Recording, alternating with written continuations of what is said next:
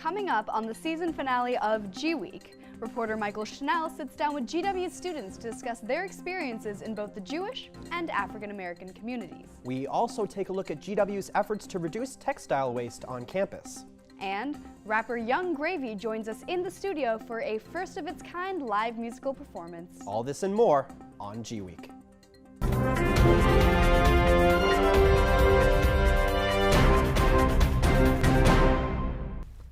Welcome to the show.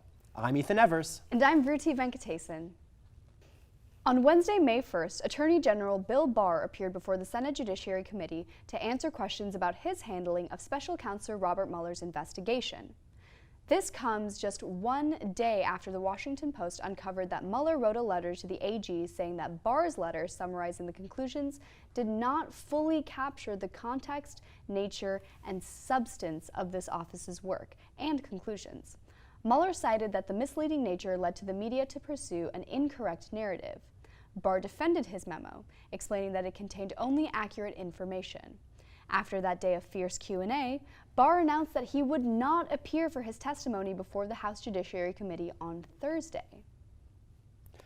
Dozens of protesters clashed on Tuesday inside the Venezuelan embassy over the support of the country's president, Nicolas Maduro.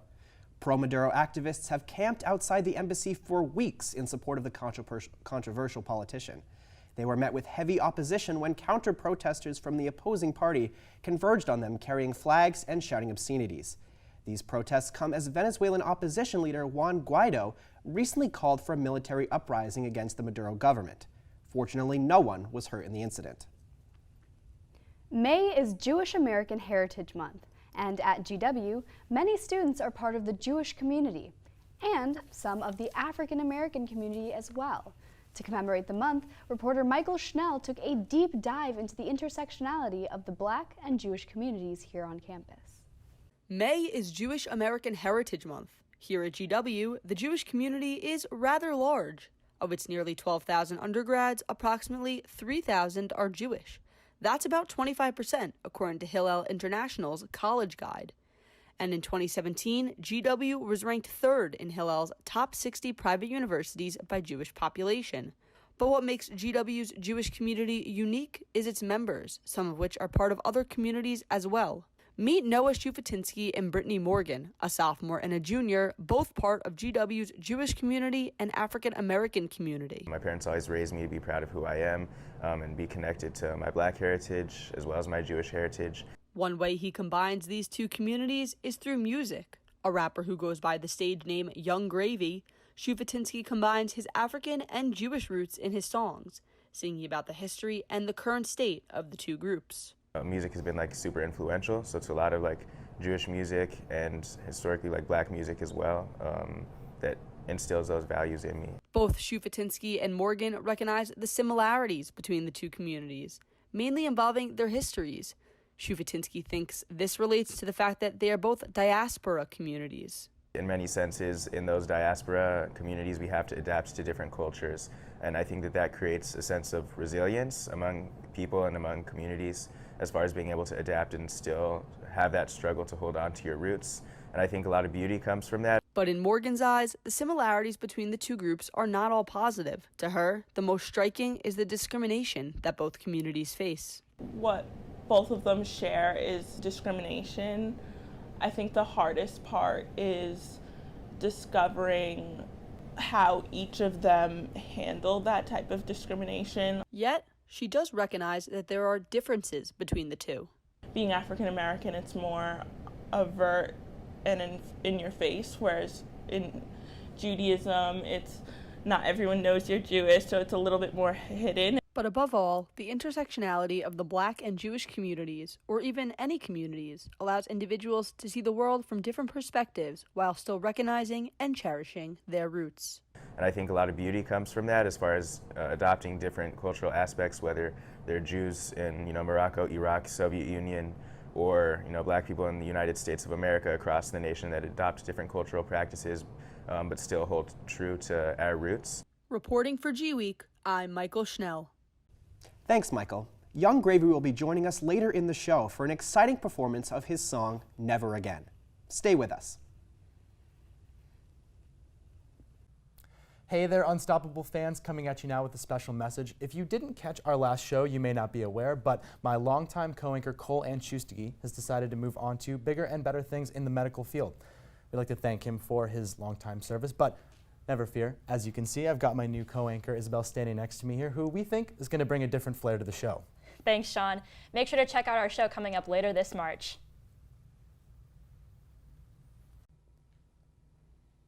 Welcome back to the show. The National Museum of African American History and Culture recently opened its newest exhibit, which features Oprah Winfrey as the subject. As one of the leading figures in modern media, Watching Oprah features Winfrey's early life, her show, and her significant influence on popular culture. Oprah is the biggest single donor to the museum, as she has donated over $400 million. Many visitors have already enjoyed the exhibit, and it will continue to be a huge tourist attraction until it leaves the museum in June. In the aftermath of the Student Association runoff election, the SA struggles to resolve student grievances against it for the next school year. Reporter Devin Link has the story. The students are frustrated. They wanted a change, and I really sympathize with Justin's campaign because I myself ran because I thought the Student Association wasn't doing its job. Just a month after Justin Diamond's writing campaign consumed the SA presidential election, leaders are planning how they will move forward and improve their relationship with the student body. A large portion of the student body views the SA as elite, not getting anything done, and also not serving the best interest of the students, which is why I think we saw so many people get up in arms and supportive of a candidate wanting to literally abolish the institution. In a GWeek conducted survey, only 11% of students reported they felt satisfied with the SA, compared to 23% who reported they felt dissatisfied. SA President-elect S.J. Matthews anticipates a year of change lies ahead. I think people are more attuned to what the SA is right now. People know, oh, it had that election, we all heard about it. And I think we can really use that momentum to get people excited about what we're doing now. Senator-at-Large George Glass plans to work with the Senate to improve its expectations and transparency. I would like to see the senators take more ownership of being on the SA. And I also, on a second point, want people to be more honest and not take themselves as seriously, because at the end of the day, I think we need to be realistic that we're student government. We can't solve every single problem on campus, but we will advocate for those issues. We will advocate for students, and we will do our absolute best to push those issues forward. And I want people to be more honest and upfront about that.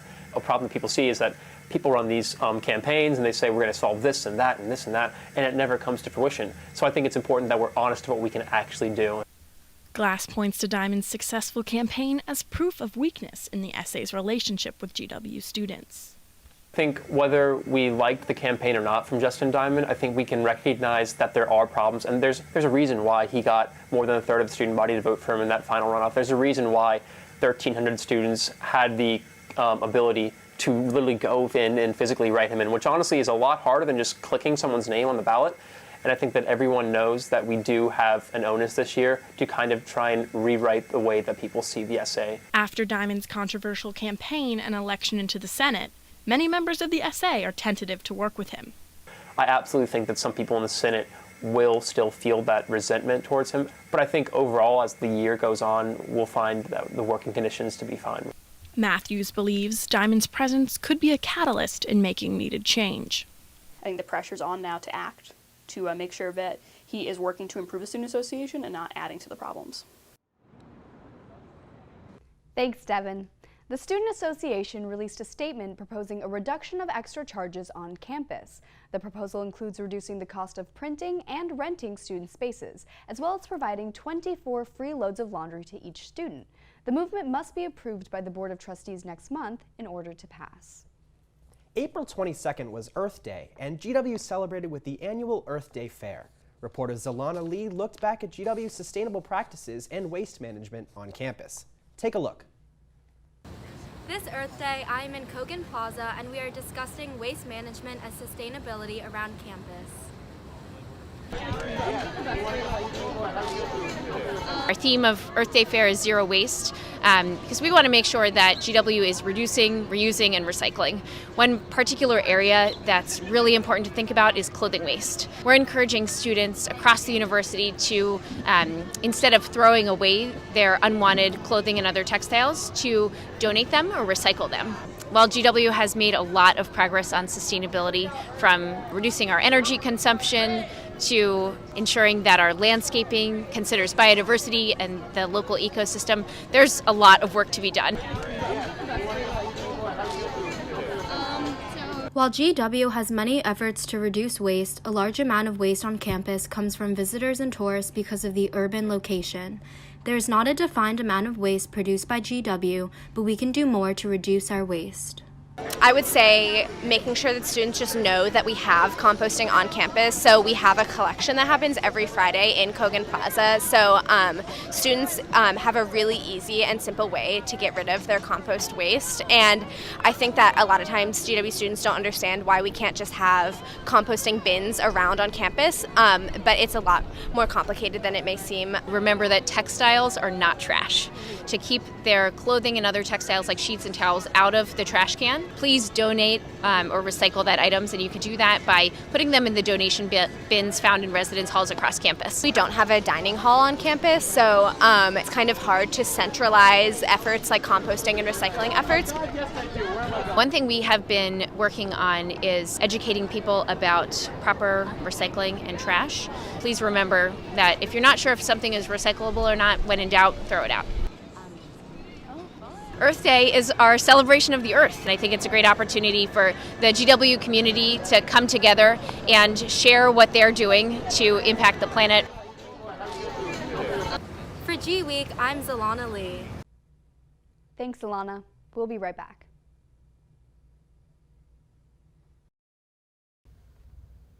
Oh my gosh, Izzy. Michael, what's wrong? Trump just tweeted again. Oh my God. I guess we're gonna have to debate about it. This is Colonial Crossfire.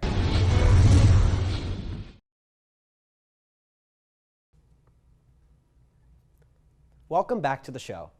Director of the Corcoran School of the Arts and Design, Sanjit Sethi, will say goodbye to GW in July as he transitions to be the next president of the Minneapolis College of Art and Design.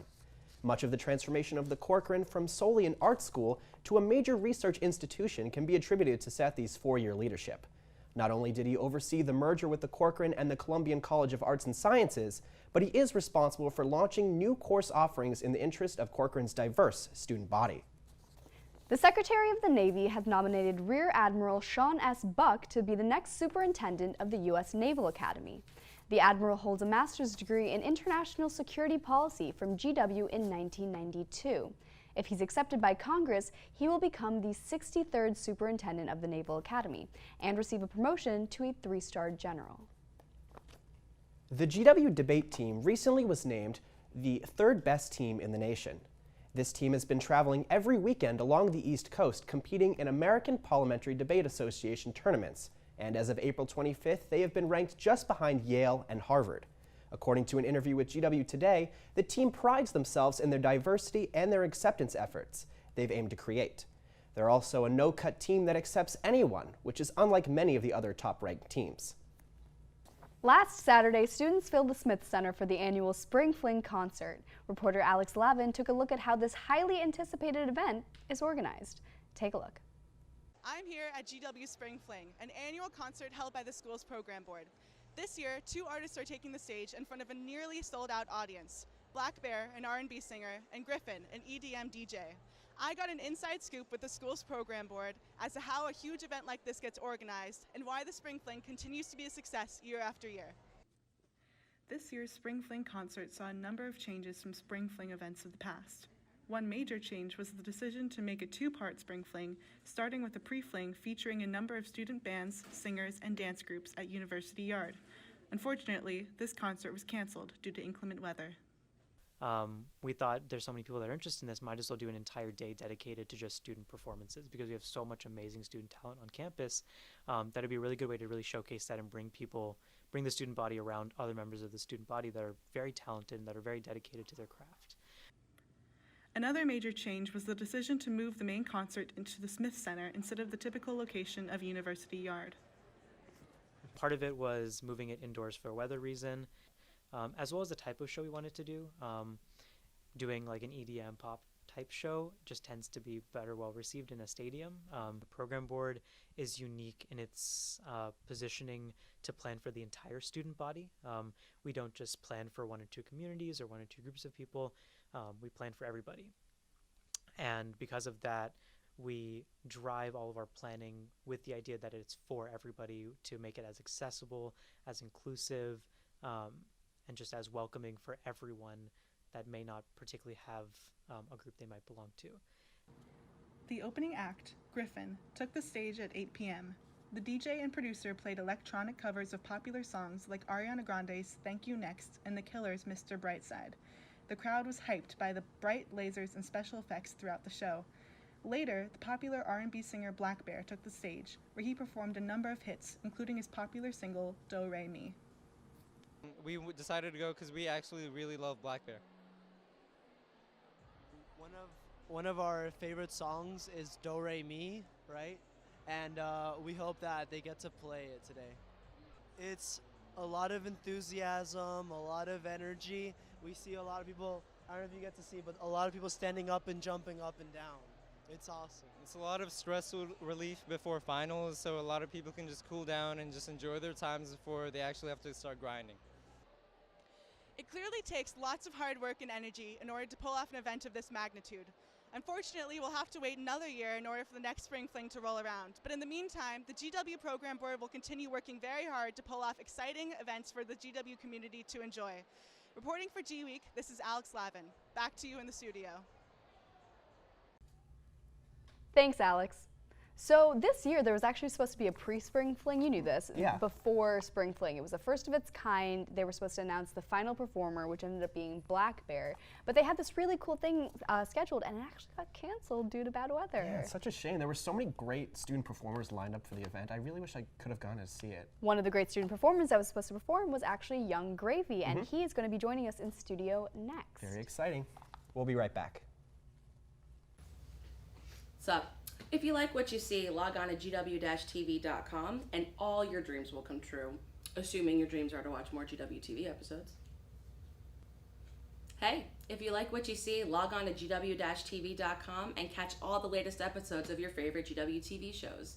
You'll also be my favorite person in the entire world. It's a good move. Hey, if you like what you see, log on to GW-TV.com. You're in college and it's free. You're welcome.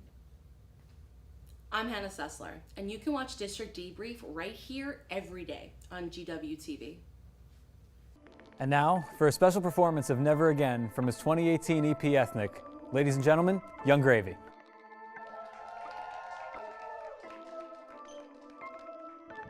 Never again. Never again. Never again. Never again. Never again. Cemeteries destroyed, vandalized with swastikas, black folks unemployed, just want us as cotton pickers. Never again will I let you be my slaver. Never again will we end up in gas chambers. We say never again. Like every 2 weeks, another man shot by the cops reaching for keys. Another black man stopped for the way he wears a snapback, so cops feel entitled to go and search his backpack. You say never again and keep your eyes shut so you don't see the rates of hate crimes rise up. Anti-Semitism's back, it never left. Go and check the stats, then tell me where the hell it went. Nowhere, so why you acting like it's been dead? I was just a kid when I saw my first skinhead with the SS jacket and some Nazi tattoos, blaming all his problems on black thugs and dirty Jews. Never again. Saying never again, all too often. Saying never again until it happens again. And in a couple weeks it seems we've forgotten. Never again. Never again. Never again. Never again. Never again. We got some Twitter politicians sharing their opinions, thinking that they're woke, watching character limits, retweeting headlines after reading them for 15 seconds and then forget it, distracted by which hashtags trending. All that nonsense is designed to keep you satisfied, understanding lies, not realizing that you're pacified. I'm mad inside. Anger's got my mind filled. I'm tired of my causes being hijacked by white guilt. I'm not an experiment, not part of your plan.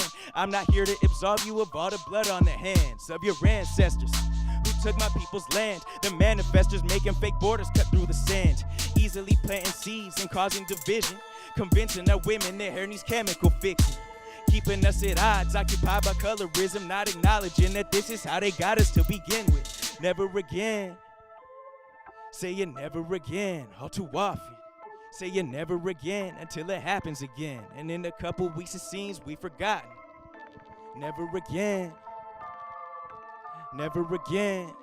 Never again. Never again. Never again. Never again. Hey. Never again. Hey.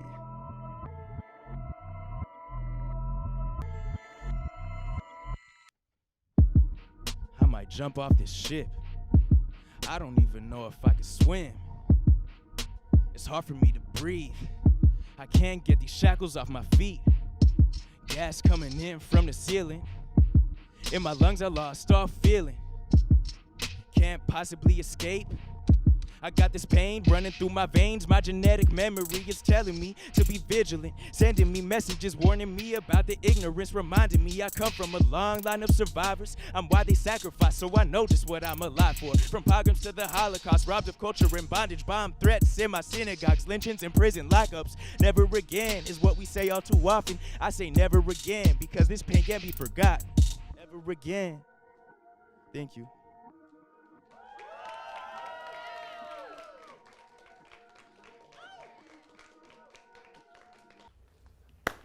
All right, well, I'm here now with Young Gravy himself to ask him a couple questions after that amazing performance. First off, can you tell us a little bit about what that song was about? Yeah, so that song that I did, Never Again, is actually the first song off of my 6-song EP called Ethnic that I released last fall. And really what I was trying to get at with that first song was kind of an introduction to the themes that I was talking about throughout. So I talked a little bit about racism and police brutality, the rise in anti-Semitism, and then more towards the end how the beat kind of switches up is meant to represent like a shifting from current times to the idea of like genetic memory and genetic trauma, the kind of things that happen over generations that affect the patterns that people go through if they face discrimination. Really interesting. And where do these ideas come from? Where is the inspiration for your songs? Your experiences, family, friends, where does it come from? So really what I like to rap about in my music is any experiences that I've had or ways that I've been shaped telling stories that I've heard from my family or things that are really important to me. So with this song specifically, and really this entire EP that deals with more of these social and conscious and even political in some cases issues, it's coming from my upbringing, things that I was taught. Never Again specifically is the idea of, today is actually Yom HaShoah, and the idea of always saying never again about, the Holocaust or whenever tragedies happen, but the fact that, society's not active enough in actually preventing them when we start to see signs of that. And I was raised to be proud of being black, to be proud of being Jewish, and this song was really just me putting my foot down and saying, kind of holding up a mirror to the ways that we act as a society and not recognizing the types of issues that are becoming more and more prominent. And one question that I think is on the minds of a lot of us and a lot of other people on GW's campus, the name Young Gravy. What does it mean? Where does it come from? What's the meaning behind it? Tell us. We're all very curious. So that's actually the $1 million question. I haven't told anyone, not ready to tell anyone Really? yet. But there's a meaning behind There's it. a meaning. Will we ever find out? Yeah, you might find out. Stay tuned. Stay tuned. All right. Well, Young Gravy, an amazing performance. We'll be back in a little bit. You guys ready? Let's do it. Yeah, let's do it. Okay, ready? Let's go. Welcome. Wait, do you want me to go or? I thought I was going. No, you You go. You go. You go. Sean and Mike Yeah, want well, you guys. yeah, Yeah. okay. Okay. Okay, ready?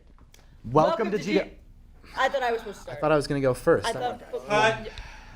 Here we go. Here comes Parker. Come on, guys. It's not that hard, all right? It's just one line. All right. You guys know the line. Welcome to GWTV. You can visit us at gw-tv.com. See, that wasn't so bad. Welcome back. Right before finals week, GW Class Council hosted its annual petting zoo in Square 80. This event was a way for students to de-stress before finals by petting miniature alpacas, miniature pigs, miniature goats, and other farm animals. This was the third time the petting zoo has come to campus before finals, and this event is just one of the ways GW Class Council is working to build a community on campus. During the Around the World Embassy Tour on May 4th, the public strolled Embassy Row and toured more than 50 foreign embassy houses. The free event was part of Passport DC's month-long festival in May, which pays tribute to DC's international culture. Attendees watched performances and demonstrations and enjoyed international food. The meme page, one of the biggest staples here at GW. Reporters Caroline Bowers and Kate Waters sat down with GW students to get their reactions to the popular memes of this past academic year. I'm Kate. And I'm Caroline. And we're here to talk about memes.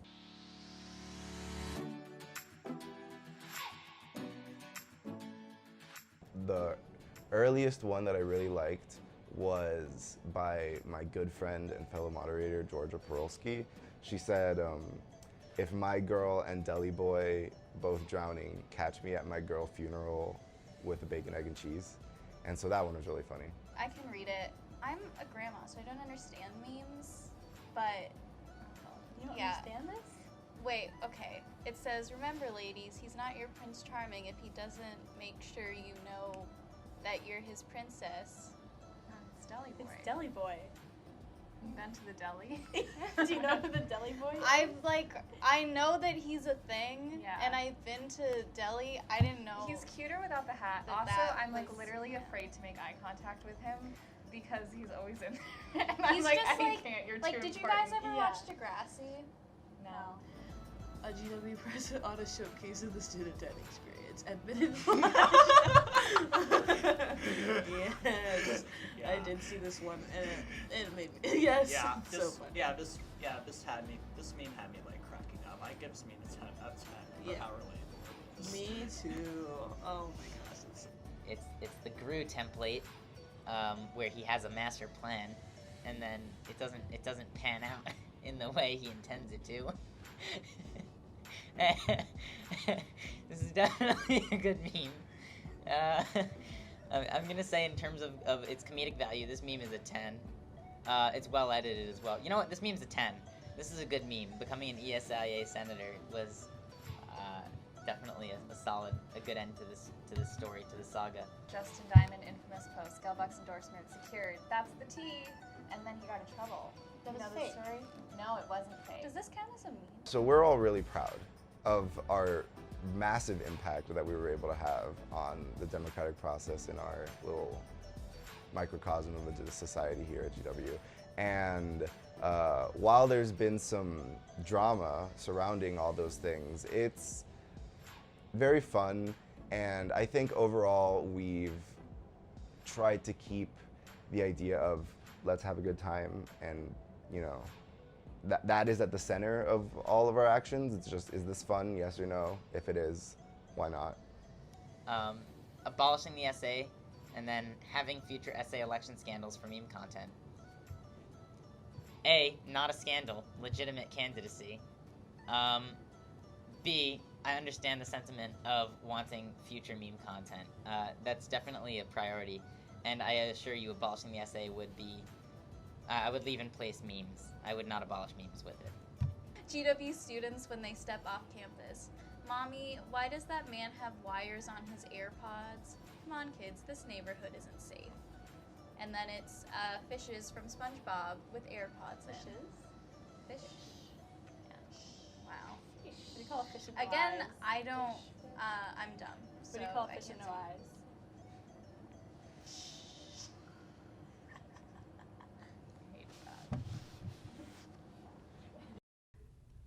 Thanks, Kate and Caroline.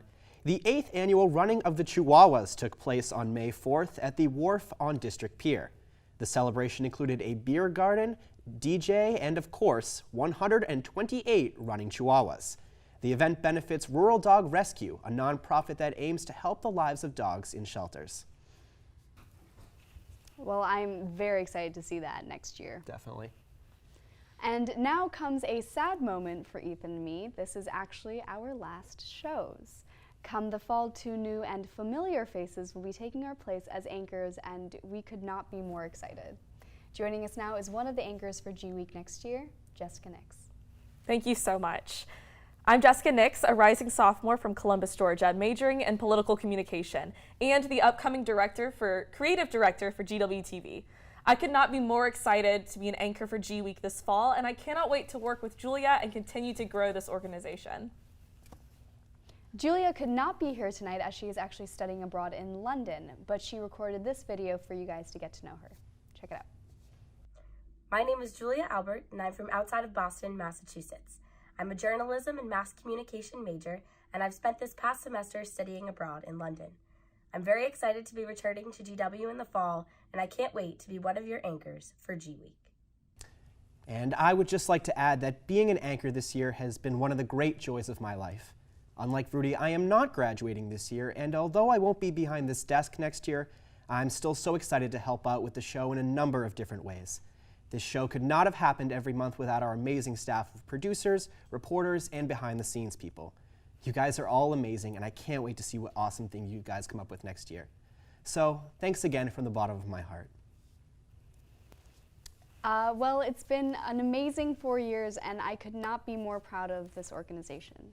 You know, I started as a reporter the fall of my freshman year for GWeek, and Unstoppable, actually, believe it or not, I was a sports reporter. But I had the opportunity to meet Andy Weber and Sean Grant, two of the most amazing people I've met, and I've had the absolute pleasure of working with them over the past 4 years. Andy, I've really enjoyed running the organization with you this year.